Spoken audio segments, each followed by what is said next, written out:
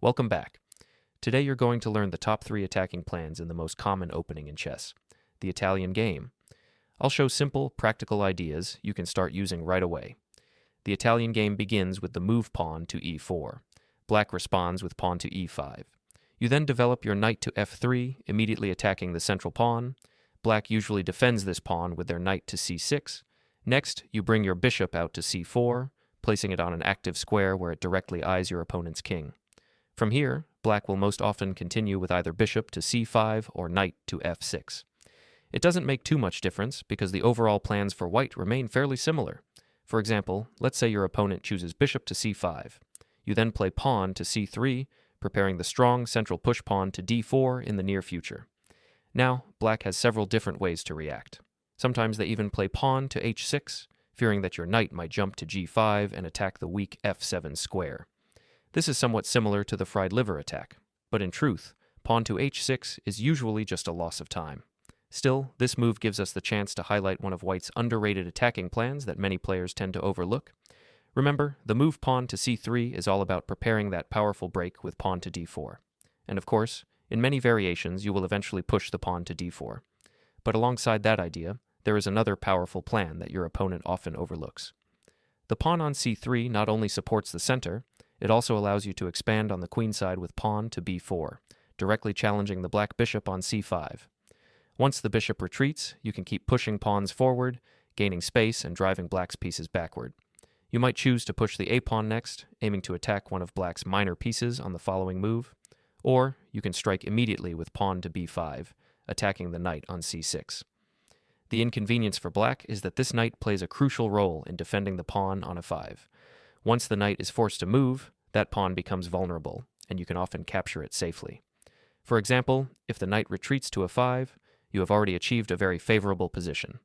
By pushing black's pieces back toward the queen side and the edge of the board, you limit their activity.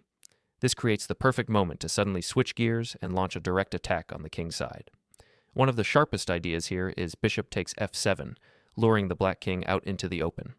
Once the king captures on f7, you continue with knight takes c5. This not only wins back a pawn, but also delivers a check to the king. Very quickly, your opponent can find themselves collapsing, completely unprepared for this unexpected queenside to kingside transition. Now, if the black king retreats to either f8 or e7, White has an even stronger continuation, knight to g6. This move creates a deadly fork against the king and the rook. Since you have already captured the pawn on a5, your next move is simply to take the rook on h8, while black's exposed king remains under heavy pressure. This line is easily winning for White, but let's step back for a moment. If instead of moving the king to f8 or e7, black chooses to retreat to e8, White has another crushing continuation. You play queen to h5 check, setting up a pattern very similar to the scholar's mate. No matter where the king moves, White can keep the attack going. For example, bishop to a3 delivers another check, and after pawn to d6, you can finish the game with queen to f7 checkmate. It's a simple and elegant win. Now let's move on to plan number 2. This time, black does not waste a tempo with pawn to h6, but instead develops correctly with knight to f6, both improving their position and attacking the pawn on e4. The main move here is pawn to d4, but that leads to sharp, complicated lines with a lot of theory to memorize. Instead, I recommend a more practical approach, the modest-looking move pawn to d3. Even though pawn to d3 looks modest, there are still very aggressive attacking plans hidden within it, and we're going to explore them right now. Often your opponent will underestimate this move, thinking you are playing passively. That false sense of security may encourage them to strike in the center with pawn to d5, but this actually turns out to be a major mistake. After the exchange on d5, White has a powerful follow-up, queen to b3. This is a move your opponent often completely overlooks. Suddenly you are attacking both the knight on d5 and the pawn on f7, which would expose the black king to a devastating attack. At this point, black is stuck in an uncomfortable situation. If the knight on c6 tries to move away, whether to a 7 or a 5, it doesn't matter. Both options lose immediately because White continues with queen to b5, delivering check to the king, while also attacking the bishop and even the knight at the same time. On the very next move, White will capture one of these pieces and emerge with a decisive material advantage. All right, let's take this back and consider another defensive try for black. Instead of moving the knight, black may attempt the natural move bishop to e6, trying to support the knight on d5. At first glance, this looks solid, but in fact it creates a new weakness. By moving the bishop away from c8, the pawn on b7 is now left undefended. This gives white the chance to strike immediately with queen takes b7. Not only do you win a pawn, but you also attack the knight on c6 at the same time. And here's where things get really uncomfortable for black. The knight is under fire, but the queen cannot easily move to defend it. Why? Because the queen is still tied to the rook in the corner. If she abandons her post, white will simply capture the rook on a8.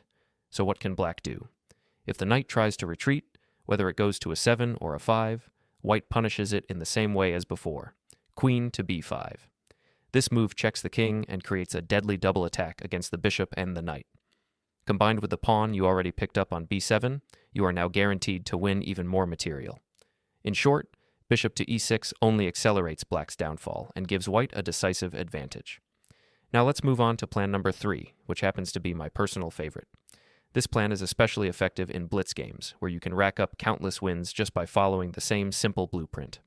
And the beauty of it is that it's not about memorizing dozens of specific lines. You only need to understand the plan. No matter what reasonable moves your opponent chooses, your overall strategy remains the same, and that consistency makes it incredibly powerful. So, imagine black continues with a calm, natural move, like pawn to d6. In this case, I recommend bishop to b3. At first glance, this move might look a little mysterious, but there's a very clear purpose behind it. Your light-squared bishop is one of your most important attacking pieces in the Italian game. It's aimed directly at black's kingside, where their king is likely to castle. Preserving that bishop keeps long-term pressure on black's most vulnerable area. There's another important reason for this retreat. Very often, black wants to push their knight to a 5 and chase your bishop away. By already tucking the bishop back to b3, you make sure it has a safe retreat square and remains on the board. This way, you maintain a key attacking piece while quietly preparing to unleash your larger attacking plan. By placing your bishop safely on b3, you've already solved several problems in advance. First, if black ever tries to attack it with their knight, you can simply slide the bishop back to c2 and the entire chase was pointless. Second, you no longer need to worry about defending the bishop.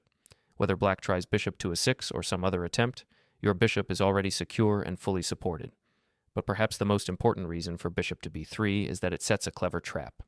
Many players think bishop to g4 is an excellent way to put pressure on your king side, pinning your knight to the queen, but in reality, this is exactly the move you want to see, because it allows you to launch a direct attacking plan, and if your opponent doesn't play bishop to g4 right away, then no problem. You can simply follow normal developing moves, stay flexible, and wait. In the Italian game, that move almost always comes eventually, and when it does, you're ready to strike. So, once black plays bishop to g4, the plan is simple. Push pawn to h3. This small move immediately questions the bishop. In most cases, black will retreat, because their original idea was to keep the pin on your knight. If they trade on f3 instead, that also works in your favor, since your queen recaptures and comes out to an active square, helping with your kingside attack where black is likely to castle. From here, you can even follow up with bishop to g5, creating a pin of your own against the knight on f6. In general, trading your opponent's bishop for your knight in this structure benefits you because you keep your attacking potential while removing one of black's key defenders. Thanks for watching.